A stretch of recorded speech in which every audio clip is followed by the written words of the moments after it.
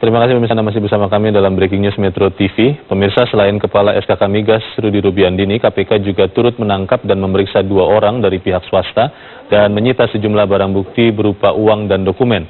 Selain itu ada juga sebuah motor besar yang disita KPK dan ternyata pernah dilaporkan Rudi Rubiandini dalam rincian harta kekayaannya pada tahun 2008. Rabu dini hari, Kepala SKK Migas Rudi Rubiandini tiba di KPK dengan dikawal ketat penyidik KPK.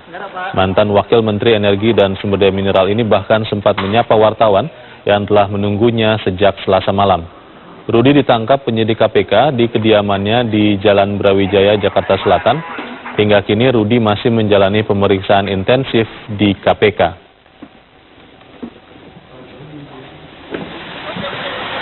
Selain Rudi Rubiandini, KPK juga menangkap 2 orang dari pihak swasta yang tiba di KPK dan langsung dibawa ke ruang bawah tanah.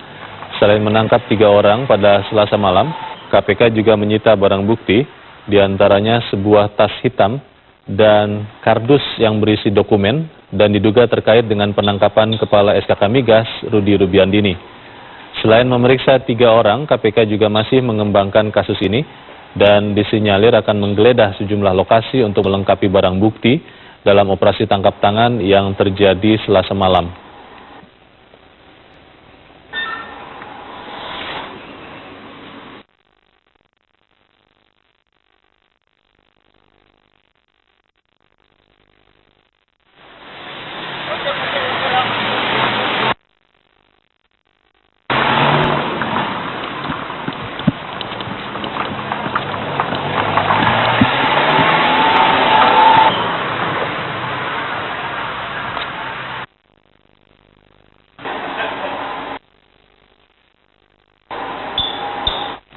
Ya pemirsa, di studio kami Metro TV juga saat ini telah hadir seorang pengamat ekonomi, Pande Raja Silalahi. Pak Pande, selamat pagi. Selamat pagi. Ya, bersama Pak Marwan Batubara, Anda mungkin mengikuti juga penangkapan Kepala SKK Migas ini ya Pak Pande?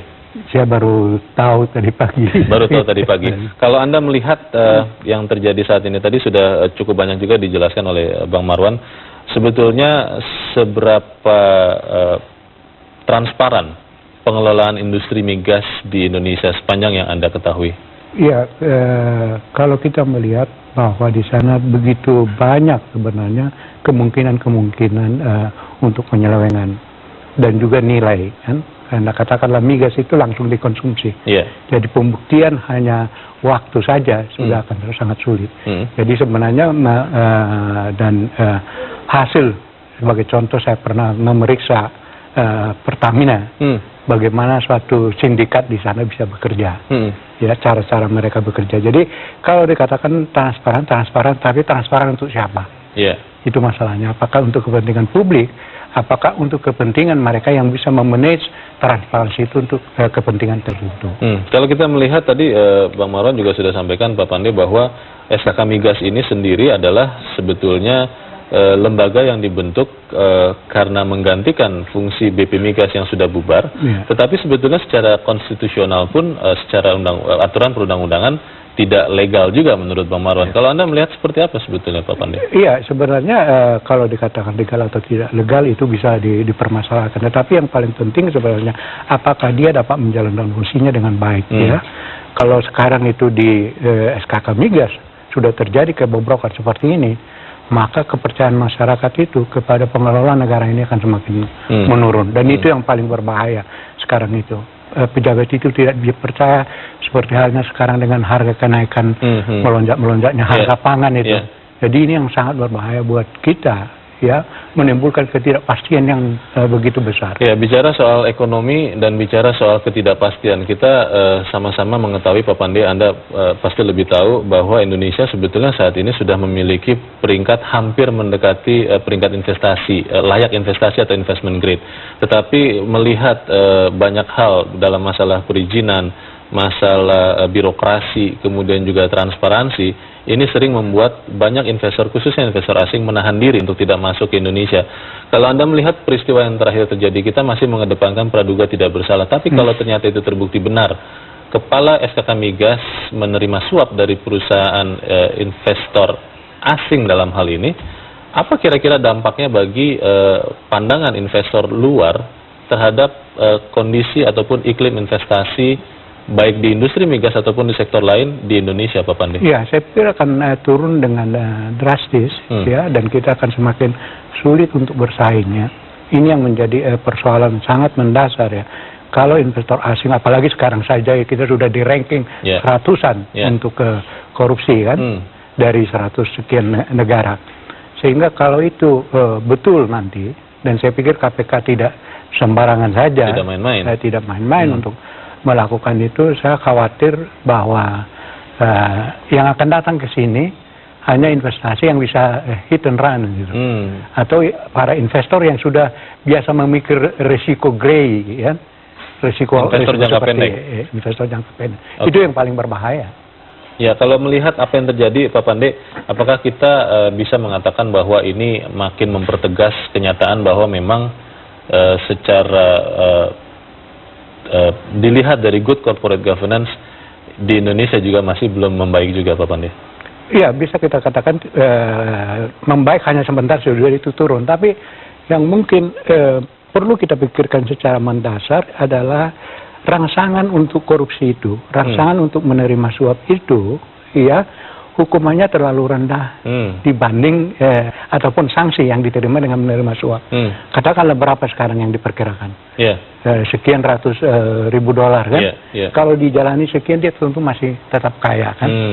Nah, ini yang sebenarnya mungkin kita perlu memikir secara lebih mendasar. Masih kurang efek jera hukuman bagi para koruptor yang terbukti tidak sebanding antara yang dikorupsi, rangsangan untuk korupsi, dan penalti melakukan korupsi. Baik, Pak Pandi dan Bang Marwan, kita harus tahan dulu perbincangan ini karena saat ini kita sudah terhubung dengan Sekretaris SKK Migas Gede Pratnyana. Pak Gede, selamat pagi.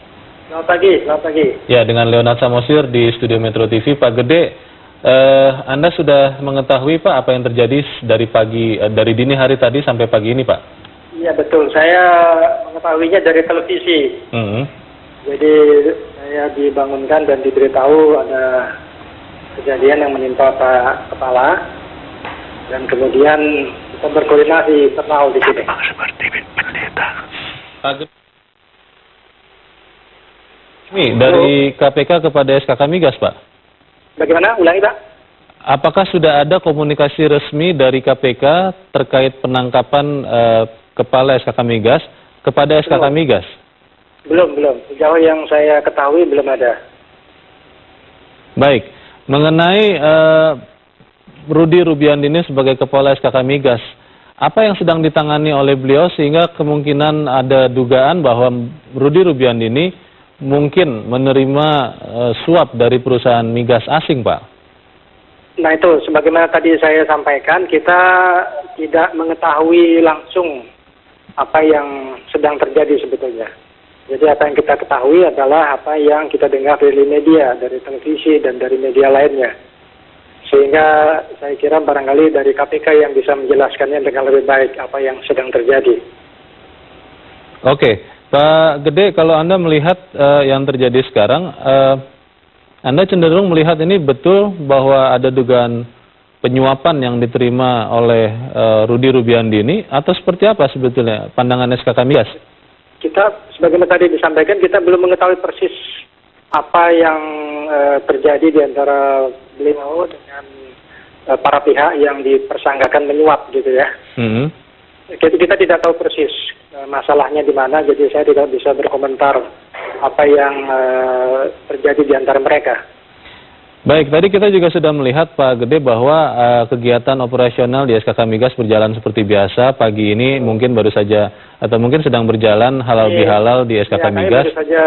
Kami baru saja menyelesaikan halal bihalal, betul. Ya, kemudian apakah kemudian sambil menunggu kejelasan status dari Kepala SKK Migas, SKK Migas sudah menyiapkan petugas ataupun pejabat yang akan melaksanakan fungsi sementara dari Kepala SKK Migas, Pak Gede? Ya, baik, yang jelas industri ini harus berjalan.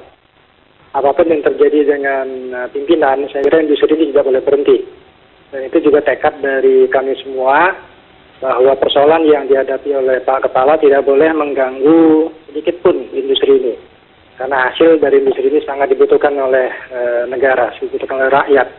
Jadi walaupun Pak Kepala berhalangan, tentu masih ada Pak Wakil Kepala dan para pimpinan yang lainnya. Di samping itu juga ada komisi pengawas yang juga masih terus bekerja untuk mengatasi atau mengisi kekosongan selama Pak Kepala berhalangan. Pak Gede, kita memang masih mengedepankan praduga tidak bersalah. Kita masih belum mengetahui status dari Kepala SKK Migas. Saat ini masih terperiksa oleh KPK. Kita masih menunggu perkembangan lebih lanjut dari KPK. Tapi kalau ternyata kemudian benar ada terjadi penyuapan, apakah ini berarti transparansi di SKK Migas memang sangat lemah, Pak Gede? Transparansi sangat terbuka, saya kira ya, bukan sangat lemah, sangat terbuka bahkan. Jadi kita diawasi secara berlapis, baik dari internal maupun dari eksternal. Dan persoalan yang dihadapi saya tidak tahu persis apakah selama beliau menjabatkah ataukah sebelumnya atau kapan, nanti kita lihat sendirilah. Yang jelas pengawasan tersebut itu berjalan melekat kan. Saya kira kalau dikatakan kita tidak transparan itu tidak tepat sebetulnya ya. Baik. Karena institusi kita rasanya sangat transparan. Baik. Baik Pak Gede Pradjana, kita akan terus menantikan perkembangan dari kasus ini. Terima kasih untuk kesediaan Anda berbagi dengan Metro TV pagi ini. Selamat pagi Pak Gede. Terima kasih. Selamat pagi. Dan pemirsa, saat ini kita akan menghubungi reporter Metro TV Danis Anissa yang saat ini berada di kediaman Rudy Rubiandini di kawasan Jalan Brawijaya, Jakarta Selatan.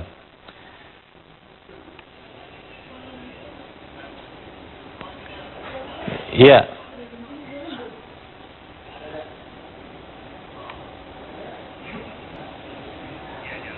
Kelihatannya kami masih kami sedang berusaha untuk menghubungi Danis Anissa, dan kita akan lanjutkan dengan perbincangan. Pak Pandey, kalau Anda melihat tadi dikatakan Pak Gede Pradjana, Sekretaris SKK Migas, bahwa transparansi itu tetap ada. Tapi kalau kemudian ternyata memang terbukti bahwa Kepala SKK Migas menerima suap, ini yang mana yang kita bisa percaya? Yang dari dalam sendiri atau seperti apa? Saya agak bingung ini. Bagaimana Pak Pandey melihatnya? Kalau saya melihat, kalau itu seperti yang kelihatannya sekarang kasus suap berkaitan dengan wewenang. Ya. Dia orang yang sangat menentukan. Strategis. Ya, orang yang sangat menentukan. Artinya wewenang itu yang dia pakai untuk itu. Kalau itu yang terjadi. Jadi memang transparan di antara mereka. Tapi siapa yang bisa menjamin kan itu? Kalau tidak ada standar. Standar untuk itu bisa berubah kan? Yeah. Apalagi menyangkut migas, itu sesuatu yang diperkirakan, dan masalah yang diperkirakan ini mungkin yang menjadi persoalan. Tetapi yang pasti tidak akan mungkin kalau saya melihat itu KPK begitu ceroboh untuk seorang penting seperti ini. Bahkan kita mengatakan ini kan merupakan urat nadi daripada Indonesia. Kalau melihat yang terjadi sekarang, Pak Pandey, mungkin nanti juga Bang Marwan boleh menambahkan, apakah kita bisa meminta pertanggungjawaban seorang Menteri ESDM? Karena SKK Migas ini walaupun belum jelas juga secara struktural legal itu seperti apa posisinya, tapi kan ini di bawah tanggung jawab seorang Menteri ESDM. Bagaimana? Seharusnya memang ini yang di Republik ini kita balik-balik kan. Yang kita minta pertanggungjawaban individu sebagai menteri. Nah, jawabannya nanti itu wewenang presiden. Yang kita minta pertanggungjawaban dia. Seperti menteri yang kita sudah ketahui lah beberapa kali kan. Itu terserah presiden. Kok pertanggungjawaban moral si menteri yang kita minta dibebankan ke presiden. Ini sudah sangat kacau di persoalan integritas itu. Nanti akan kita bicarakan lebih jauh lagi, tapi kita harus ikuti dulu laporan dari reporter Metro TV Danis Anissa yang saat ini berada di kediaman Kepala SKK Migas Rudy Rubiandini di Jalan Brawijaya, Jakarta Selatan.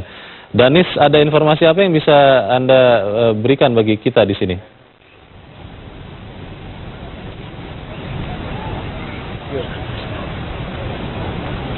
Ya baik Leo, memang saat ini saya masih berada di depan kediaman Rudy Rubiandini. Namun kami, berdasarkan informasi yang kami dapat, kami memperoleh gambar rumah dari salah satu kurir berinisial A yang juga ikut tertangkap pada operasi tangkap tangan yang dilakukan KPK tadi malam di kediaman Rubiandini. Alamat dari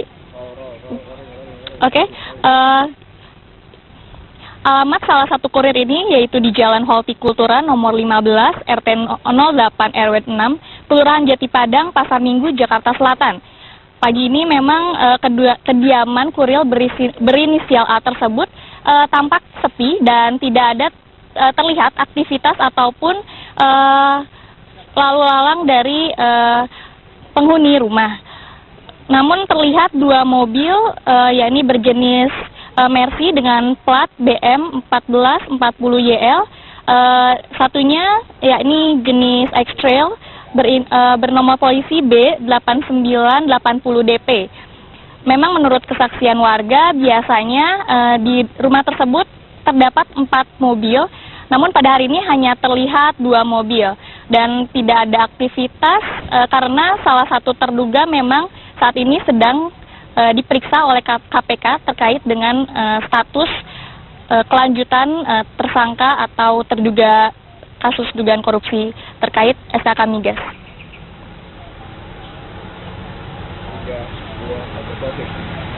Ya, baik Leo.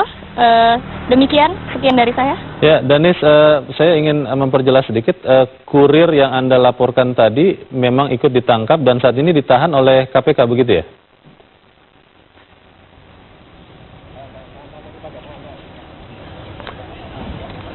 Betul. Baik. Kurir dengan inisial A namun memang dikenal dengan nama Devriandi. Ya. Baik. Danis Anissa, kita akan terus menantikan laporan Anda, perkembangan terbaru dari kediaman Rudy Rubiandini. Terima kasih untuk laporan Anda, selamat pagi. Dan pemirsa tetaplah bersama kami, Breaking News Metro TV akan kami lanjutkan selepas jeda berikut ini.